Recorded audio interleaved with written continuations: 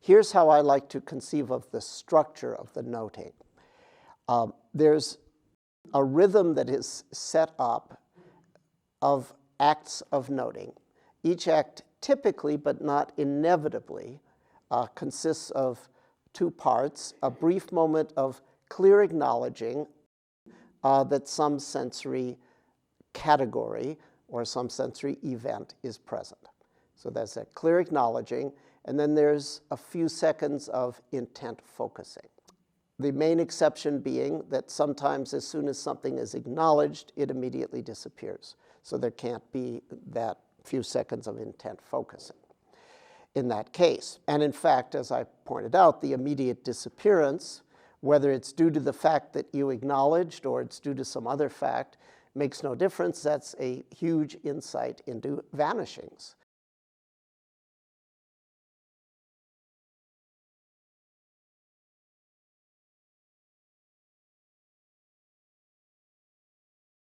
The default, meaning what you fall back on, all other factors being equal, is not to label, but just to be clear about the category with direct awareness. However, that is often very difficult. You'll find as soon as you try to track those things without at least mental labels, you're just in la-la land. In that case, got a label. But the ideal is to be able to track with clarity and no mental, not even a mental label. So that's sort of the default that you can gradually work towards with time, but don't fault yourself if you find that you have to use labeling most of the time. I mean, sometimes I'll go for the no labels, but even for me, it's hard work. It's, you know, it's easier to do it with labels of some sort. You can, to a certain extent, control the concentration, sensory clarity, and equanimity that you have at a given time. You don't have a huge amount of control over it, because those are the skills we're trying to build. If we had a lot of concentration, clarity, and equanimity to begin with, we wouldn't be doing these exercises. You don't lift weights if you're already strong.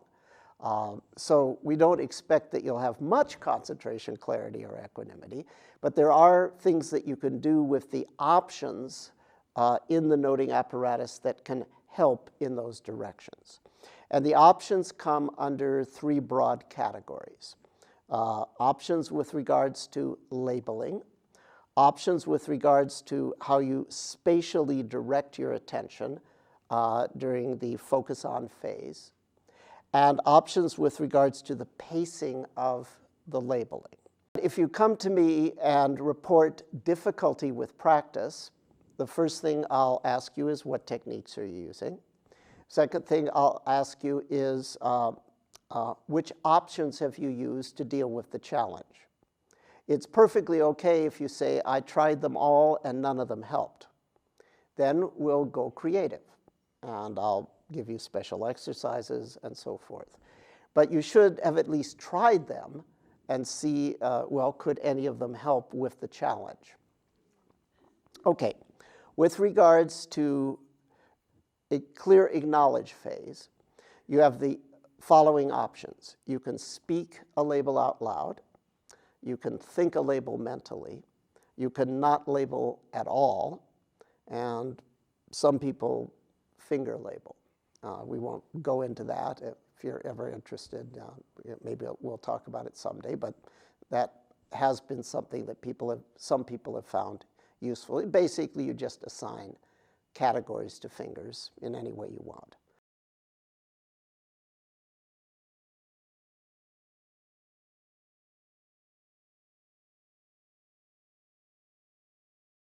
If you elect to speak the labels out loud, you have sort of three levels: strong, medium, and weak. The weak level is you whisper them so another can't hear. You sub-vocalize. That would be for a group meditation situation. The medium level is an ordinary voice. The strong is that you're forcing yourself to make the label. You probably have resistance to doing it. You're making it loud and clear and crisp, and you're really listening to make sure that that label stream does not stop. And that's when you're really going up a hill.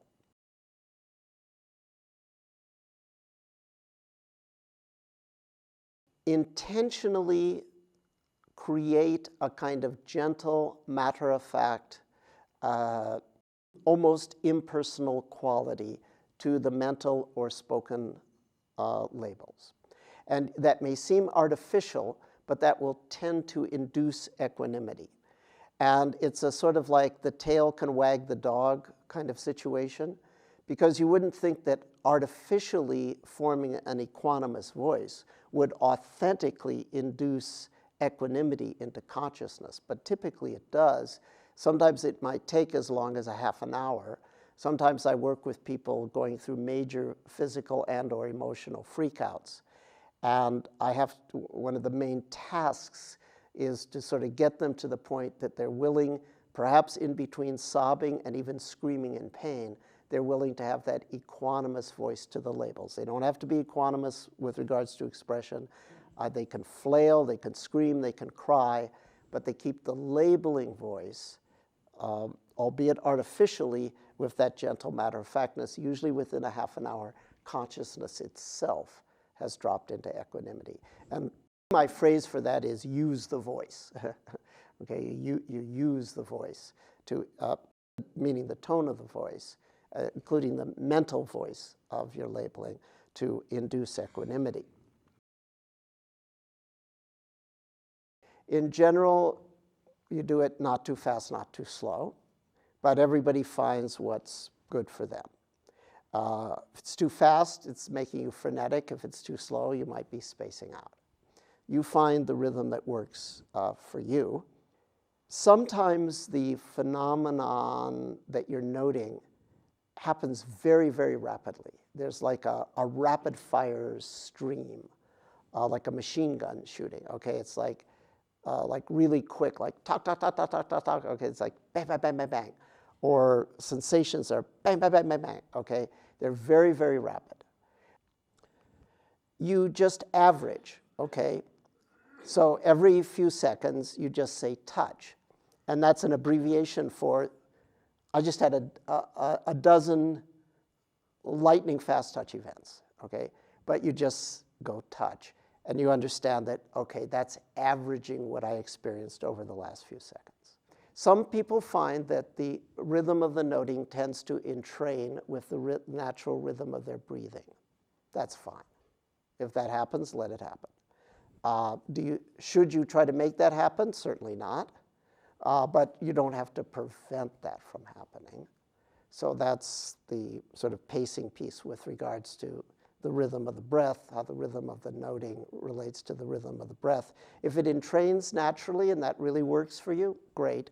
But you don't have to fight with that happening, and you certainly don't have to try to make that happen.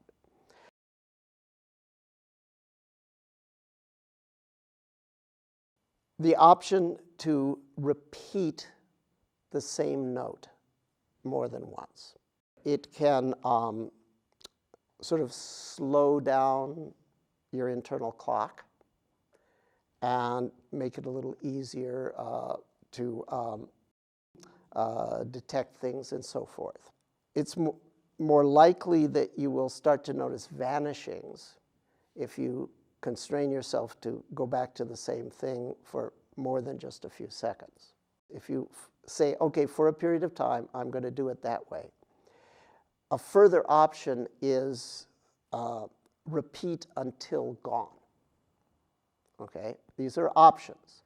So you're going to go touch, touch, okay, and you're just going to lock on to that touch and keep noting touch, touch until there's a vanishing, until some part of it abruptly subsides. Then you note God. And maybe if it doesn't disappear, then you can move on to something else or whatever. So you can repeat until gone, until there's some indication of abrupt subsidence, is an option. And depending on what's happening and how things are presenting themselves, that might be something that you would decide to do. So I know this is a lot of information, but actually most of you have heard this before many times. But I wanted you to get the whole picture of sort of the apparatus of noting with all the bells and whistles, so you realize how really powerful it is if you internalize all of these variations. You should be able to deal with the bulk of challenges that would come up.